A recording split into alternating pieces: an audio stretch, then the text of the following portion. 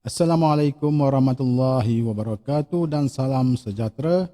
Kita berjumpa lagi dalam subjek Sains Komputer tingkatan 4 1.22 Struktur Kawalan dalam Pengaturcaraan.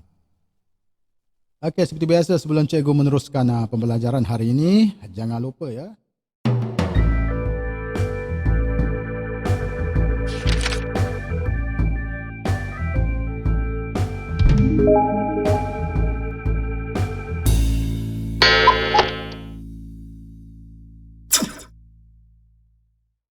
Okey.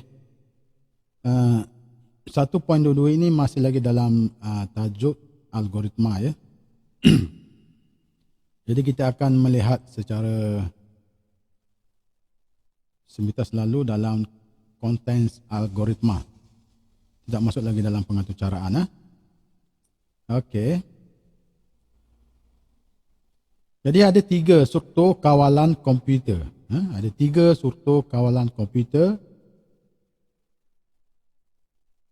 Iaitu yang pertama struktur kawalan urutan, yang kedua struktur kawalan pilihan, dan yang ketiga struktur kawalan pengulangan. Okey, struktur kawalan pengulangan. Okey, kita akan tengok satu-satu huraian ketiga-tiga struktur kawalan ini ya. Okey, struktur kawalan urutan. Sebenarnya tajuk ni kamu dah belajar dulu dan dalam asas sains komputer ya. Cuma ini lebih detail lagi ya. Kita nampak ini. Okey, kita akan tengok struktur kawalan urutan. Apa yang dikatakan dengan struktur kawalan urutan ya? Okey, struktur kawalan urutan ini dia melaksanakan arahan-arahan komputer satu persatu dalam bentuk linear. Okey, dalam bentuk linear. Terus je, direct saja. Satu persatu dia akan melaksanakan arahan-arahan tersebut. Urutan arahan yang betul penting kerana urutan yang berlainan boleh memberikan output yang berlainan. Jadi setiap arahan tersebut mestilah betul. Jika tidak, dia akan memberikan kesan kepada output yang tidak diingini. Okey, setiap arahan adalah satu pernyataan algoritma seperti yang pertama input data, yang kedua memproses data, yang ketiga output daripada hasil. Output daripada hasil data tersebut. Okey, jadi urutan algoritma ini disusun secara linear. Linear maksudnya daripada atas ke bawah. Terus saja, tidak ada pilihan, tidak ada ulangan. Ini contoh. Okey. Ini contoh sudut dan carta alih untuk struktur kawalan urutan. Yang pertama ini sudut dia, yang pertama nombor 1 mula, nombor 2 pernyataan 1, nombor 3 pernyataan 2, nombor 3, nombor 4 pernyataan 3 dan tamat. Maksudnya di sini disusun secara linear. Okey, cuba tengok carta alih dia. Bagaimana carta alih untuk kawalan urutan. Okey, yang pertama mula, pernyataan 1 ini proses, pernyataan 2 juga proses, pernyataan 3 juga proses dan tamat. Okey, dia hanya linear saja, tidak ada pilihan dan tidak ada ulangan. Sebab itu dikatakan dia melaksanakan arahan komputer satu persatu. Okey. Seterusnya, ini contoh sudut kod dan carta alih untuk hello dan nama dalam struktur kawalan urutan. Cuba tengok, yang pertama mula, yang kedua input data, yang ketiga output hello dan nama, dan yang keempat tamat. Dan carta alih dia begini ya. Mula, input data dalam bentuk segi 4 selari. Output pun juga dalam bentuk segi 4 selari. Okay. Hello dan nama, dan tamat. Tidak ada pilihan dan tidak ada ulangan. Okey, contoh yang lain. Sudut kod dan carta alih untuk umur bagi struktur kawalan urutan. Nombor 1 mula, nombor 2 input tahun lahir, nombor 3 umur equal tahun semasa tolak dengan tahun lahir, 4 output, umur dan 5 tamat. Okay, kita perhatikan carta alih dia untuk struktur kawalan urutan. Mula, okay, lepas tu input tahun lahir, input bentuknya not yang berbentuk segi 4 selari. Umur equal tahun semasa tolak tahun lahir. Ini proses, bentuknya not ini berbentuk segi 4 tepat. Dan yang seterusnya output umur, akan dipaparkan output umur.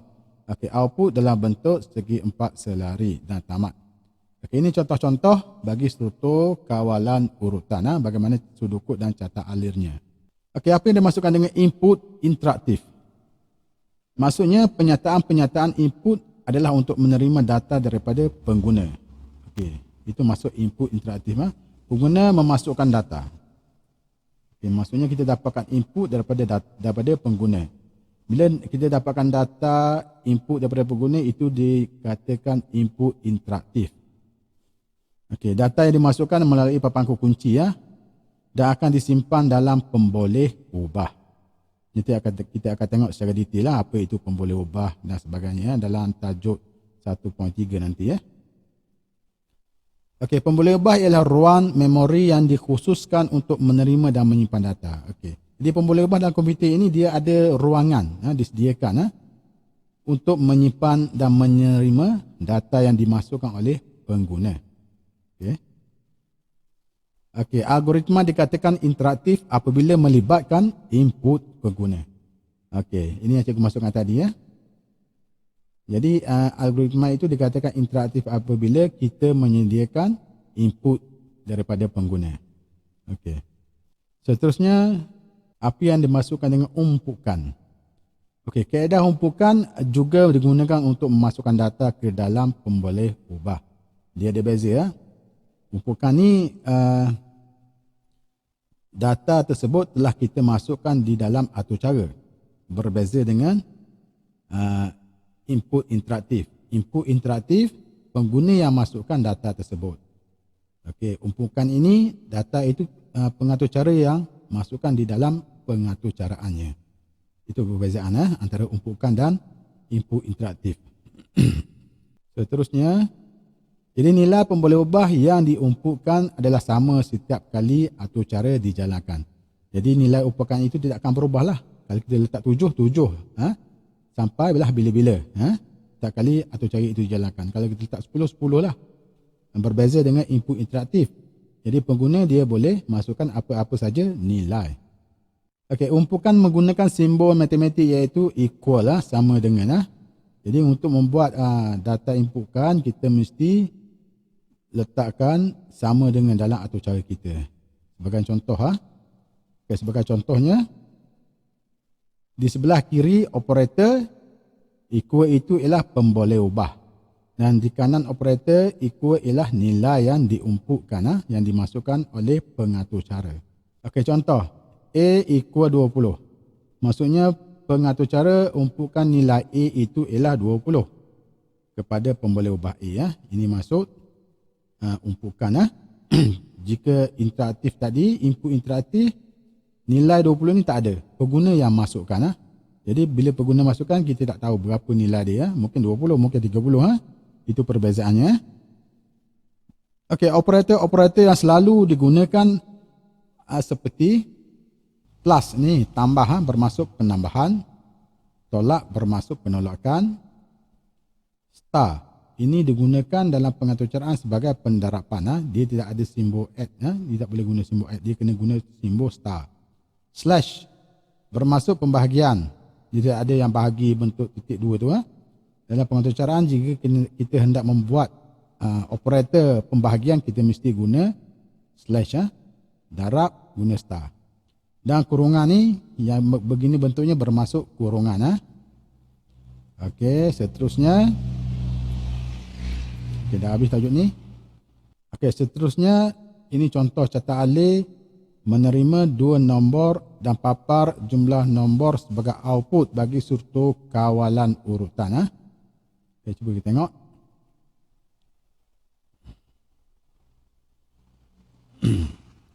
Mula input nombor 1, ini adalah input.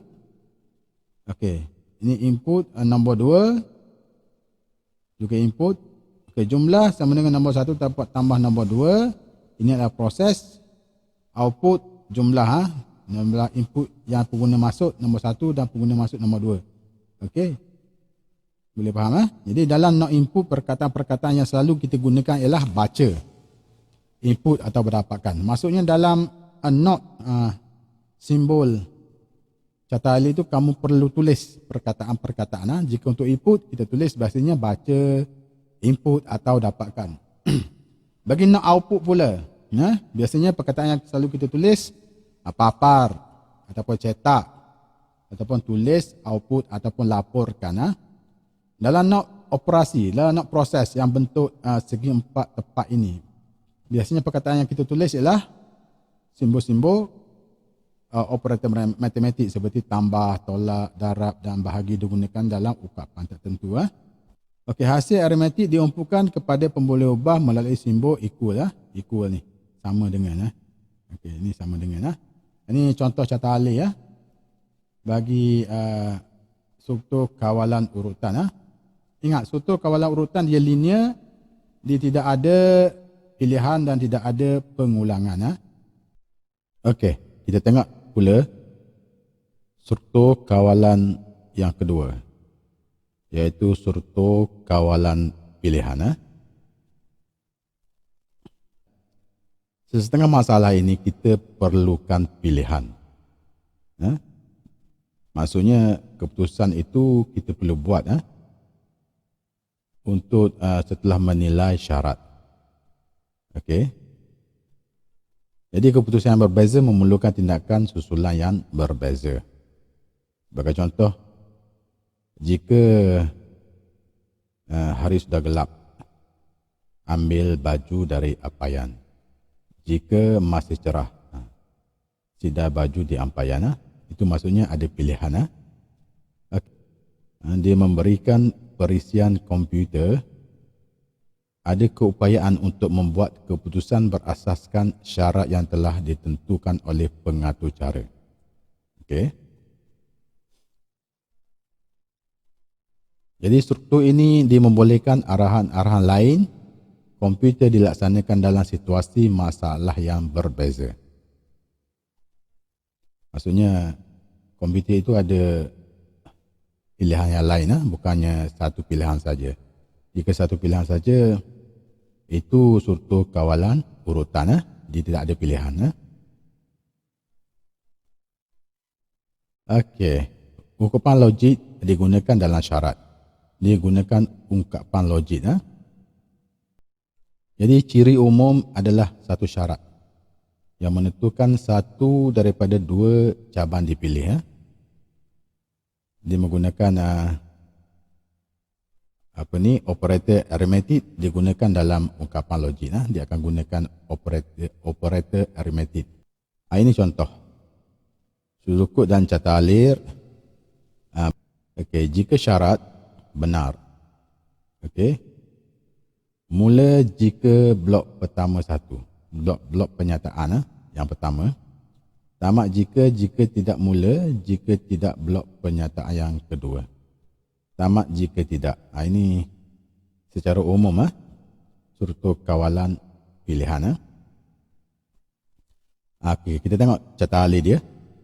Mula, dan dia menggunakan pilihan itu not yang berbentuk diamond, syarat.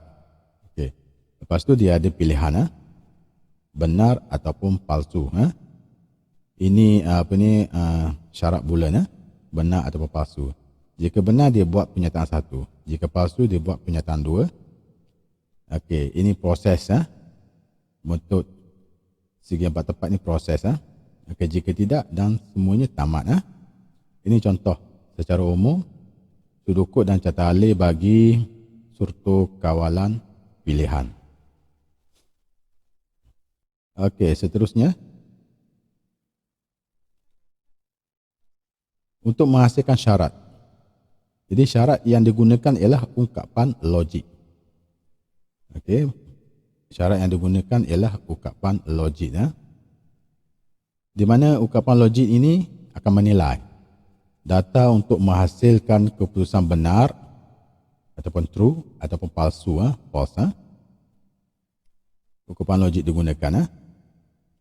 Maksudnya dia ada dua pilihan saja, benar ataupun palsu. Okey, untuk menghasilkan ungkapan logik digunakan operator perbandingan di dalam syarat tersebut. Kita letakkan, kita tulis operator perbandingan di dalam syarat, dalam not syarat yang bentuk diamond itu. Jadi contoh operator perbandingan sama dengan, lebih besar, lebih kecil, lebih besar sama dengan, lebih besar sama dengan, lebih kecil sama dengan. Dan ada beberapa lagi lah, ada 6. Okey, operator hubungan ataupun perbandingan ini dia membandingkan nilai dalam pemboleh ubah dengan nilai yang diuji. Okey, dia akan bandingkanlah nilai input. Jika input itu dimasukkan oleh pengguna, dia akan nilai. Dia akan nilai dalam pemboleh ubah dengan nilai yang diuji. Hasil ujian adalah dua sahaja, nilai benar ataupun palsu. Ini contoh operator perbandingan. Dia ada lebih besar, lebih kecil daripada, lebih kecil sama dengan, lebih besar daripada, lebih besar daripada atau sama, tidak sama dengan. Ini simbol digunakan. Tidak sama dengan ataupun sama dengan. Sama dengan dia guna dua equal. Jadi ini operator perbandingan yang mesti kita tulis dalam not diamond, not syarat itu kena ada. Okey, kena ada operator perbandingan dalam not syarat. Okey, seterusnya. Okey, sudut untuk struktur kawalan pilihan. Dia terdapat dua blok dalam sudut struktur kawalan pilihan. Blok pertama dia mengandungi blok penyataan yang akan dilaksanakan sekiranya syarat memberikan nilai benar. Perkataan jika diikuti oleh syarat yang diuji. Okey, perkataan jika diikuti oleh syarat yang diuji. Blok penyataan mesti berada di antara mula jika dan tamak jika. Okey. Blok penyataan mesti berada di antara mula jika dan tamak jika. Okey, ini contoh. Jika syarat benar, mula jika, blok pernyataan yang pertama. Tamak jika. Okey, ini contoh sudut yang kita tulis dalam struktur kawalan pilihan. Okey, seterusnya catat alir untuk struktur kawalan pilihan. Jadi dalam catat alir untuk struktur kawalan pilihan, not syarat yang berbentuk diamond tersebut diwakili oleh bentuk geometri rhombus ataupun diamond, bentuk diamond, rhombus. Okey, terdapat satu anak panah masuk dan dua anak panah keluar. Sebab dia ada dua pilihan kan, dua nilai, sama ada benar ataupun palsu. Anak panah masuk membawa data untuk dinilai oleh syarat dalam not syarat. Nanti kita tengok contoh nanti. Hasil penilaian adalah sama ada benar, true ataupun palsu. Okey, dua anak panah keluar ialah keputusan untuk benar dan palsu. Anak panah benar dipilih apabila syarat dalam not menghasilkan keputusan benar dan palsu. Jadi setiap anak panah menuju kepada blok penyataan. Penyataan yang berbeza bergantung kepada hasil ujian syarat. Okey. Ini contoh. Jadi mula syarat dia ada dua, nilai diuji benar ataupun palsu. Jika benar, berlaku proses untuk penyataan 1.1. Dan berlaku penyataan 1.2 dan seterusnya tamat. Begitu juga palsu. Jadi setiap setiap nilai yang diuji itu sama ada benar atau palsu, dia akan ada penyataan yang tertentu. Okey. Ini ada masukkan satu aliran masuk dan dua aliran keluar. Okey. Benar atau palsu aliran keluar ini. Ini contoh soalan. Lokis catat alir untuk menilai hari sama ada sudah gelap atau sebaliknya. Pengguna dikehendaki menjawab sama ada benar atau palsu. Apabila ditanya jika hari sudah gelap, Jika benar untuk hari sudah gelap, papar ambil baju dari ampaian dan simpan dalam bakul. Jika sebaliknya, papar sidai baju di ampaian. Anda dikenaki melukis tata alir. Okey. Tengok jawapan dia. Ini jawapan dia. Okey, mula kita guna output papar hari sudah gelap. Nyatakan benar ataupun palsu. Okey. Sekarang ni hari sudah gelap. Input jawapan ini input jawapan daripada pengguna. Okay, jadi pengguna akan masukkan nilai sama ada benar atau palsu. Jika hari sudah gelap, jika jawapannya sama dengan dia guna sepatutnya 2 di sini jawapan equal benar. Okay, jika benar hari sudah gelap, dia akan pergi di sini. Okey, dia akan pergi ke benar, output ambil semua baju dari ampaian, output lagi simpan semua baju dalam bakul. Okey, jika jawapan yang diberikan oleh pengguna itu palsu. Okey, jawapan sama dengan benar. Okey, jika jawapannya palsu, dia akan pergi di sini palsu. Okey, jadi output dia sidai baju di ampaian. Ini contoh. Okey, contoh kawalan pilihan. Okey, tengok soalan yang kedua. Lukis cata alih untuk atur cara yang menentukan umur pemohon dan tentukan sama ada pemohon boleh memohon lesen memandu ataupun tidak. Umur minimum ialah 17 tahun. Okey, boleh kamu gambarkan bagaimana nak lukis cata alih berkenaan dengan soalan ini? Boleh ya? Okey, tengok jawapan dia. Okey, mula papar masukkan umur pemohon. Ini ialah output. Okey. So ini ialah input bentuk segi 4 selari ini. Input umur maksudnya pengguna akan masukkan umur. Okey. Ini syarat dia, jika umur lebih besar daripada 16, jika umur yang dimasukkan oleh pengguna itu lebih besar daripada 16, dia akan pergi pada benar. Outputnya anda boleh pohon lesen. Jika umur yang dimasukkan oleh pengguna itu kurang daripada 16, dia akan pergi kepada pernyataan palsu dan dia akan keluarkan output anda belum cukup umur dan tamat. Okey, ini contoh untuk suatu kawalan pilihan. Okey, seterusnya. Okey, suatu kawalan yang ketiga ialah suatu kawalan ulangan ataupun suatu kawalan pengulangan.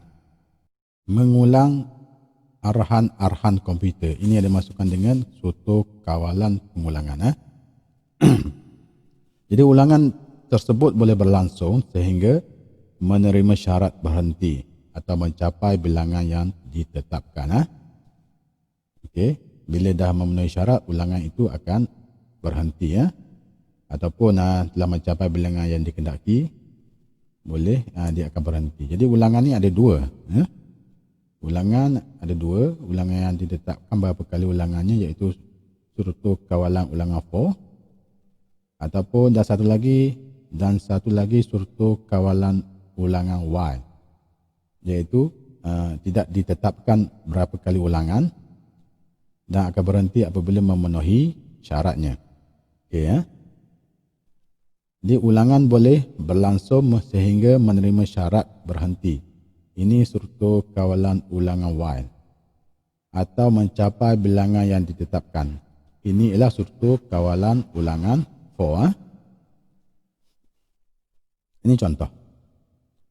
Selagi syarat mula selagi. Lepas tu dia ada blok pernyataan tamat selagi. So untuk kawalan ulangan dia ada selagi. Ini basic lah, basic. Ini adalah basic suatu kawalan ulangan untuk kita buat sudokod.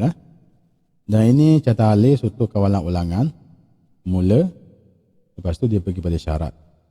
Syarat ni dia akan keluar 2 juga, seperti suatu kawalan pilihan, benar atau palsu. Jika benar, dia akan mengulangi. Dia pergi balik ke atas. Dia akan pergi pada blok pernyataan dan dia pergi balik ke atas dan ditunggu balik.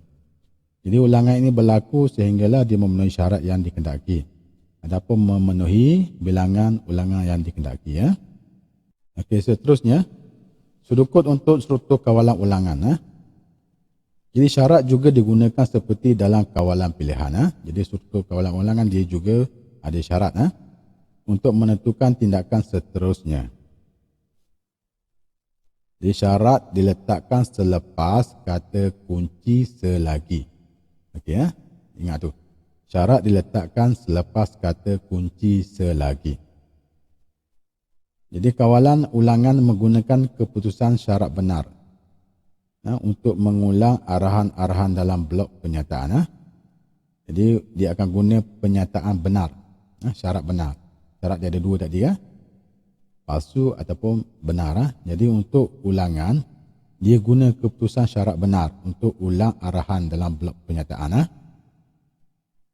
Jika keputusan syarat adalah palsu, maka blok penyataan tidak akan diendahkan.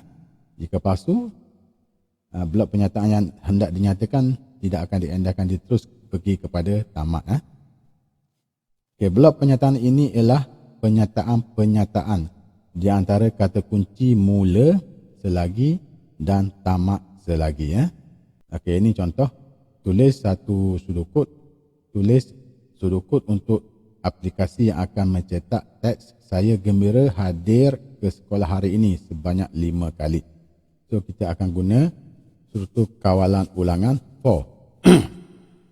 Boleh beza apa perbezaan antara struktur kawalan ulangan for dan struktur kawalan ulangan while? Boleh beza. Jadi struktur kawalan ulangan for, dia telah ditetapkan berapa kali dia berulang. Okey. Dan struktur kawalan ulangan while dia tidak ditentukan berapa kali ulangan, tetapi dia ditentukan oleh syarat-syarat yang tertentu. Jika dia memenuhi syarat, dia akan pergi kepada penyataan palsu. Okey, ni tengok contoh macam mana nak tulis sudukut bagi "Saya gembira hadir ke sekolah hari ini" sebanyak 5 kali. Okey. Okey, mula, nombor 1 mula. Okey, pembilangan kosong. Pembilangan equal kosong maksudnya kita reset dia kembali kepada kosong, nilai kosong. Selagi pembilangan lebih kecil daripada 5, mula selagi, output "Saya gembira hadir ke sekolah hari ini". Okey. Pembilang equal pembilang tambah 1. So dia akan berulang. 1 kali pertama, dia akan ulang. Yang kali kedua dia tambah dengan 1 jadi 2. 2 tambah 1 jadi 3. 3 tambah 1 jadi 4. 4 tambah 1 jadi 5. Bila jadi 5, dia akan tamat selagi tamat. Itu maksudnya. Okey, syarat juga digunakan seperti dalam kawalan pilihan untuk menentukan tindakan seterusnya. Okay, ini yang tadi. Okey, ini contoh sudukut. Ini contoh sudukut bagi struktur kawalan ulangan.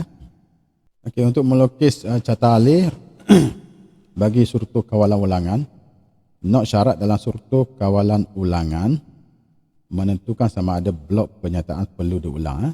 Jadi dia menggunakan syarat yang benar. Jika benar dia akan ulang, jika benar dia akan ulang. Untuk struktur kawalan ulangan.